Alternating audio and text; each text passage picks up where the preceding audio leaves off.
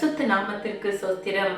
புதிய நாளை கூட்டி கொடுத்து எங்கள் தேவனுக்கு நன்றி கூறி நீங்க எல்லாரும் தேவனுக்குள்ள மன மகிழ்ச்சியா சந்தோஷமா இருப்பீங்க என்று நான் விசுவாசிக்கிறேன். ஆண்டவராகிய கர்த்தர் இன்றைக்கு ஒரு வேத வார்த்தையினூடாக உங்களிடம் பேச சொல்லுகிறார். ஸ்டெப்பனியா 3ஆம் அதிகாரம் 19ஆம் வசனம்.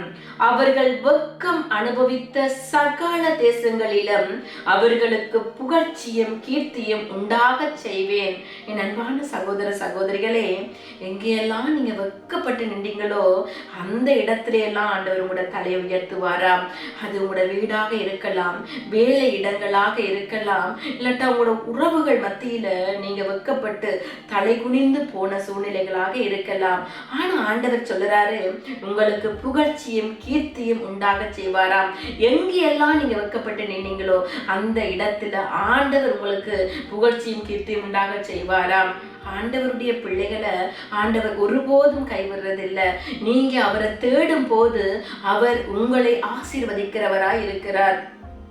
சூழ்நிலைகளை பார்க்காதீங்க.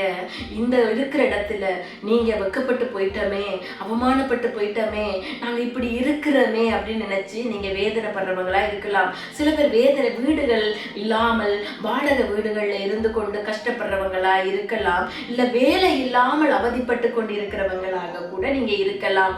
ஆனா ஆண்டவர் சொல்லுறாரு, நீ வெட்கப்பட்ட அனுபவித்த சகல தேசங்களிலும் அவர்களுக்கு புகழ்ச்சியும் கீர்த்தியும் உண்டாக செய்வேன் என்று சொல்றாரு. நான் வணங்குற ஆண்டவர் சாதி இந்த மத வேறுபாடு பார்ப்பவர் அல்ல.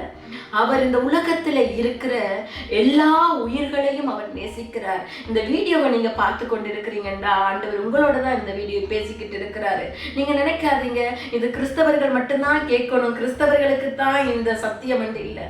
ஆண்டவர் எல்லாருக்கும் தான் இந்த சத்தியத்தை கொடுத்திருக்கிறாரு. நீங்க எங்கெங்கெல்லாம் வெட்கப்பட்டு நின்னீங்களோ, வேலை இடங்களா இருக்கலாம், குடும்ப சூழ்நிலைகளாக இருக்கலாம், அது என்ன காரியமாக வேண்டுமென்றாலும் இருக்கலாம். ஆனா ஆண்டவர் இன்றைக்கு சொல்ற வார்த்தை இது அவருடைய வார்த்தை, உண்மை உள்ள வார்த்தை. அவர் சொல்லுறாரு, அவர்கள் வெட்கம் அனுபவித்த சகல தேசங்களிலும் அவர்களுக்கு புகழ்ச்சியும் கீர்த்தியும் உண்டாக செய்வேன் என்று சொல்லுறாரு. ஆண்டவருடைய வார்த்தை ஒருபோதும் மாறாது.